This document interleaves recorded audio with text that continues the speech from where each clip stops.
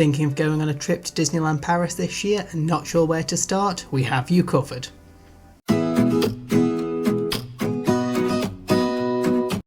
Hi everyone, it's Adam from Disney. Whilst planning a trip to Disney can be stressful, going to Paris is a lot simpler than a trip to Walt Disney World. In this video we'll cover how we plan our trips to get the most out of them and answer some of the more common questions we get asked. First up, when to go. A few months ago we put out a video on our best times to visit the parks in 2024, and we'll leave a link in the description below. Weekends are usually more crowded, and school holidays and special occasions like Christmas and Halloween can also see higher attendance. Weekdays are usually best to go if you've got the holiday or vacation days available, and off-season, so winter, is usually quieter, think November, January, February time, but the trade-off is the parks are open less hours. Moving on, let's cover your options for getting to and from the parks and hotels. So you can fly, take the Eurostar, drive and go via the Eurotunnel or Le Shuttle as it's known. You can also get a coach that would go via Le Shuttle, or you can take a ferry. All of these have pros and cons depending on where you live and travel time. The good news is booked in advance, none of these are super expensive. If you are price comparing and you're taking a car, don't forget to add in the cost of fuel. Next, a question we get asked an awful lot is how long or how many days do I need in the parks? This isn't an easy one to answer as there are so many variables, such as are you planning to enter the parks as soon as they open and stay until closing? Do you have little kids? Do you want to do all the big rides, etc.? Our strategy is to make a list of everything you absolutely must do for each party.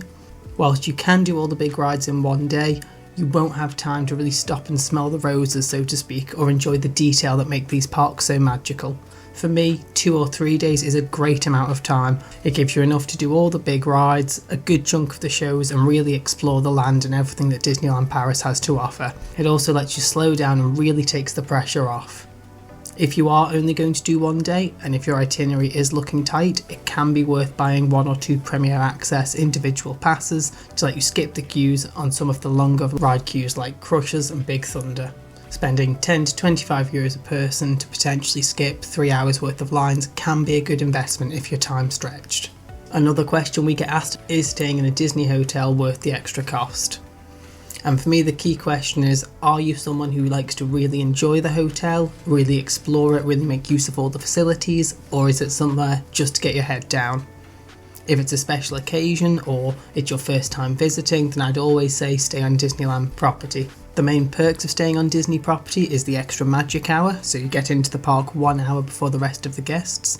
All the resorts are walkable, but they do have shuttle buses with the exception of Davy Crockett's, which is a little bit further away. If you're staying on Disney property, you can also take advantage of the bag drop if you're coming by Eurostar, which allows you to leave your bags, collect your tickets and head straight to the parks with your bags moved to your hotel for you. All of this said, if you're not an early riser and the extra magic hour isn't something you're particularly fussed about, then there are some fantastic non-Disney hotels literally minutes away, and most have complimentary shuttle transport to and from Disneyland Paris train station in Disney Village. These are often significantly cheaper and as an extra perk usually include a complimentary breakfast. We recently stayed at Dream Castle and it was our first time trying a non-Disney hotel. We were seriously impressed. It was a great hotel. The rooms were around 30% cheaper than a moderate hotel in Disney. We have a review on this hotel on our channel and I'll leave a link in the description below. We're also doing a number of partner hotel reviews over the next few months. If that's something you want to see, please subscribe. All of this aside, if it is your first time staying in Disneyland Paris, staying on property would be my recommendation. We have a guide for all the Disney hotels, but my top 3 by price category would be Cheyenne for the budget or value option, Newport Bay for the moderate, and for deluxe both Marvel Hotel and the Disneyland Hotel are excellent. Using the Disneyland Paris price calculator you can review the different hotel options and put different dates in to get the best deal that works for you. Moving on, and let's cover dining. If you're staying on Disney property, one of the perks you might want to take up is the dining plan. This is a great way to pre-plan and prepay for your meals up front, with the added bonus that you usually save money if you're smart on which restaurants you pick. If the idea of pre-planning 2 meals a day isn't for you, or you want to be a little bit more informal, then the dining plan might not be the best option. Finally, let's cover a few of our park strategy top tips. If you are staying in Disney property, and if you can, rope drop, so hit those big ticket rides first when the parks open an hour before the rest of the guests. Those with the longest queues are typically Crusher's Coaster, Web Slingers and Tower of Terror in the Studios Park in that order, and in the Disneyland Park it's usually Big Thunder, Hyperspace and then Buzz. Our next tip is to consider eating at unusual or non-standard times. 12 o'clock and 5 o'clock are usually pretty popular for most families to eat, but if you're willing to have an early lunch or a late lunch or a dinner, you can usually get some reservations for restaurants that are hard to get into last minute.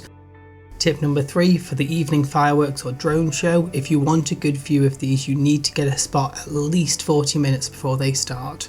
Disney has just offered a pay for reserved premiere standing area, but we haven't tried this yet, so we can't comment or vouch for it. If it's something you've used, let us know what you thought of it. And last and probably our favourite tips is for getting that last ride in. Did you know if the parks close, you can access a ride 1 minute before the official park closing, and even if there's a 1-2 hour queue, you will still get to ride that ride. This is a great way to get one last thrill ride in, with the added bonus that when you leave the parks, they will likely be empty. We've used this before on Big Thunder Mountain and we were pretty much the last people to ride that ride, and when we came out the entire Frontierland was empty bar a few members of staff, and we were able to have a lovely stroll through before leaving and catching the tail end of the fireworks show. We've also done this with Crusher's Coaster in the Studios Park, and we managed to pretty much walk through all of the park empty on our way out. We hope you found this useful and thank you for watching this video. If you like this content, please subscribe, give it a thumbs up and hit that notification button for more. This is Adam, and until next time, just keep swimming.